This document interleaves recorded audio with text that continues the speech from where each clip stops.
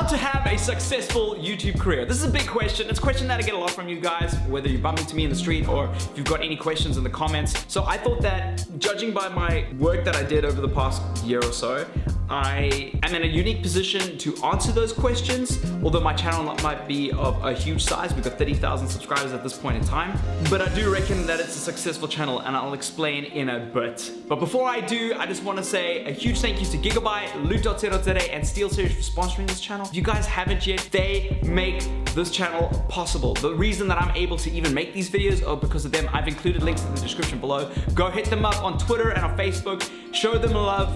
Tell them that you appreciate their involvement on the channel, and we've got some really cool things coming. If you guys have bought anything from Loot, or if you've bought any Gigabyte or SteelSeries products, when we start live streaming, there are going to be some cool things. So take some photographs of the products that you've bought and the receipts if you've got them from Loot. I'm really excited. But let's get into this video first. When I started YouTube, I chatted to Casper a couple of years ago. This was like nearly 5 years ago. And one of the biggest bits of advice that he gave me that's kind of stuck with me this entire time is don't expect views. It's a very simple instruction, but it's one that comes with a lot of meaning and a lot of weight. When you create a YouTube channel and you expect views, if you upload a video and no one watches it, a couple of things happen. You expect that your content firstly is good. Secondly, if you don't get those views, you feel extremely demoralized. You feel that your channel or your content is not worthwhile. And the fact of the matter is, that's not necessarily true. When you start a channel from scratch on YouTube or on Twitch and you stream to the void, very few people are actually watching. They're preoccupied with all of their favorite YouTubers. It's exactly the same as you. When you go to the platform, you go watch your regulars because they're the people that you care about. They're making the stuff that you want to watch, right? So when you enter that fray,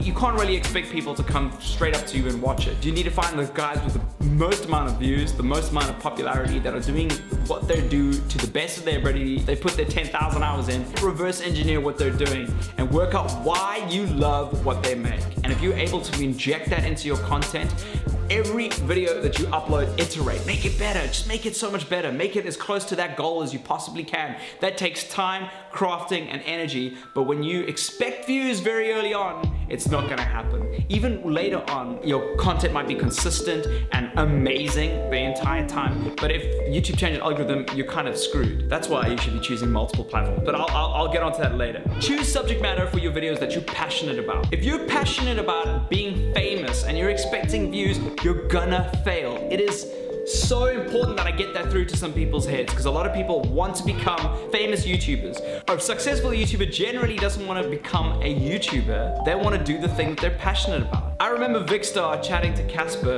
Casper relayed this information to me, so sorry Vic. They were talking about YouTube in general, and Vic just had this real lucid moment, and he turned to Casper and he said, I just want to make gaming videos that make people happy. That's it. That's all I want to do. I don't care about all of the stuff that's happening, the algorithm changes, all this stuff. I just want to make videos that make people happy and play games. It was a very succinct, distilled view of what he's passionate about. And he's managed to take that passion and make it into a channel. Obviously, it's a lot harder. He started at a time when that gap was a lot more open, and he's really talented as well. Like, I mean, if you're a really good gamer like Vic is, maybe you'll pick up some views. But right now, I think it's good to focus on what you're passionate about and find a unique and creative way to display that or introduce that content to your audience.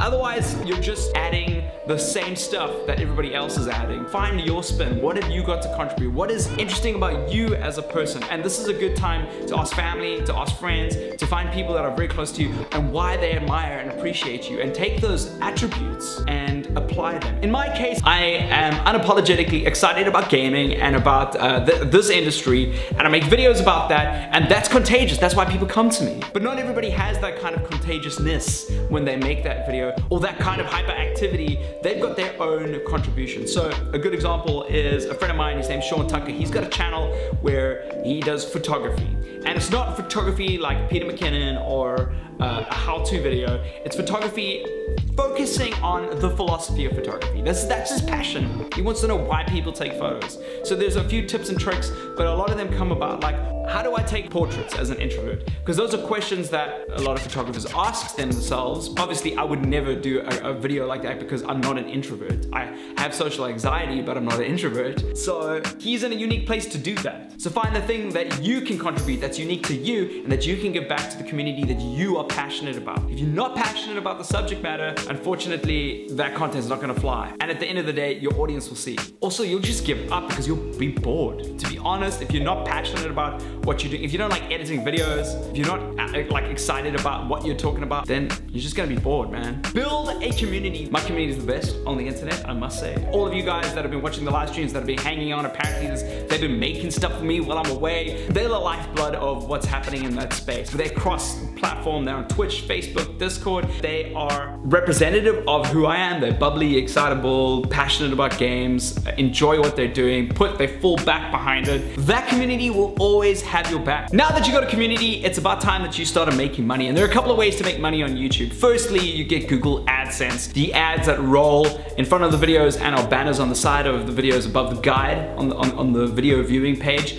are ways in which I, as a creator, make money. I make about 60%, I think, of that ad revenue, and Google make the rest of the 40%. But it's a very small amount, and to be real with you, I make around about 1,000 rand a month of Google ad revenue, which isn't enough to quit my job. That's the goal. You need to make enough money to quit your job. Secondly, you get sponsors. Brands like Gigabyte, SteelSeries, Loot support what I'm doing here, and they're able to cover my costs for making this channel so that I can carry on doing it. I am then able to introduce you to them, and then ultimately you guys have great products to choose from. I'm very selective with the brands that I do work with. You might make some mistakes in the beginning working with brands that you don't like or that weren't the right fit for you. I've made those mistakes in the past, but it's about kind of improving yourself and making yourself better. Approaching these brands for money is really hard, and it takes a lot of work, and be prepared to be shut down many times. But have a solid business proposal. Give them something that makes them want to come to you over other people. And most importantly, be a person of integrity, because when you are a person of integrity and you're working with brands, they see that and they re-sign. People don't just sign up with people because they have big audiences. They like their persona, who they are, and what they contribute to their brand. Look at PewDiePie, for instance. He had so many brand deals, biggest YouTuber in the world, loses integrity, and that destroys his financial avenue resources. So do a lot of introspective work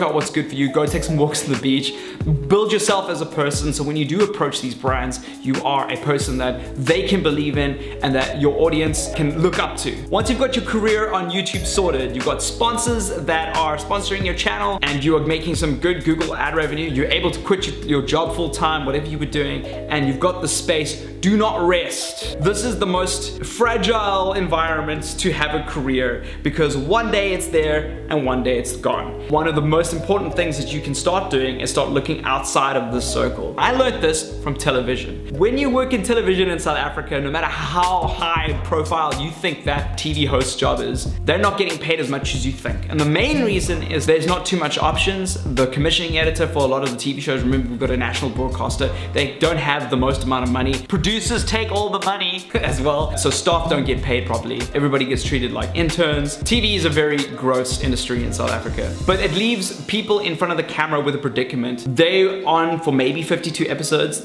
which would be a normal traditional signed season in South Africa. 1 episode a week for a year, which is only a 1-year contract. There's no like retirement plan, there's none of that stuff. And the reason they don't get paid as much is because a lot of people will take their jobs. There's a queue of people waiting to take a lead host's TV position. How you make your real money though is outside of the space. So you work on doing talking gigs, hosting events, merchandise, you work on a whole bunch of things outside of that space that helps you make money exclusive of the television gig. Kind of the same with YouTube. If YouTube decide to fold or they decide to demonetize your videos because you're playing Call of Duty or something, you can have an option to go elsewhere. You can make really good money in other places. I have a speaking agent, BTO Talent. That agency helps me find work outside of YouTube, and that helps my career. Some people end up writing for magazines on the topic that they're passionate about. It's a wide spectrum. You know what your skill set is, you know what you're good at, you know what you can contribute, and it's important that you chase up on those things, because one day Google might shut down, or they might face a similar problem that Facebook is facing. So in my case, I've got Twitch because YouTube might die, I've got YouTube because Twitch might die, and I am starting to do a lot of other things outside of my YouTube channel,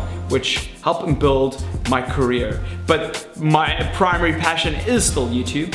So like I love making videos, and I'll hopefully be able to continue to do this until the platform disintegrates, which I hope it doesn't, but you gotta be realistic about your options. And I'll leave this for last. The most important metric that YouTube has on your channel is not your subscribers, it's not your views, it's your watch time. And I'm not talking just to other creators in South Africa, I'm talking to sponsors as well. If somebody is pitching their subscriber counts to you as the amount of value that they have to contribute, that's not true. What is true is your watch time. If you have 100 people that are watching 97% of your video, you know that content is good, that audience is engaged. 100 people focused on 97% of your video is more valuable than 1 million views and people are clicking out within the first 4 seconds. It's the only way that Google can quantify whether that content is valuable, what people want to watch, because remember they're watching other things before and after your video. That math plays in as well. Then your video starts to get organically shared with all these other different channels. So when I do pitches on my business proposals, watch time is of the utmost importance. It's the thing on the top of the page. In fact, if you go to your Google Analytics on your channel, watch time is at the top there. It shows that people care about what you're making. And if I make a video where the watch time is particularly low, I know never to make that video again.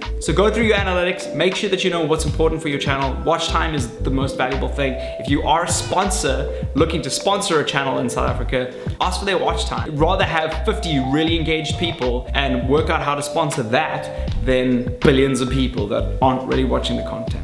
Thank you so much for watching, guys. If you guys have any questions, drop them in the comment section below. If there's anything else you'd like me to address or talk about or think that I can contribute to, drop them in the comments. I wish you the best of luck with all your projects. Everybody that's making videos, everybody that's building YouTube channels, especially in South Africa, I want you to succeed. The more of us that take over the world, the better. That's my math. But like when people see what's happening here, that makes me like super excited. So I hope this video has helped you in your journey towards that, and I will see you guys in another video. Oh, and before I forget, we might be getting fiber this week, so that means that if we do, I will probably be live streaming next week. Stay tuned for that. I'll see you guys in another video. High five, stranger. Cheers.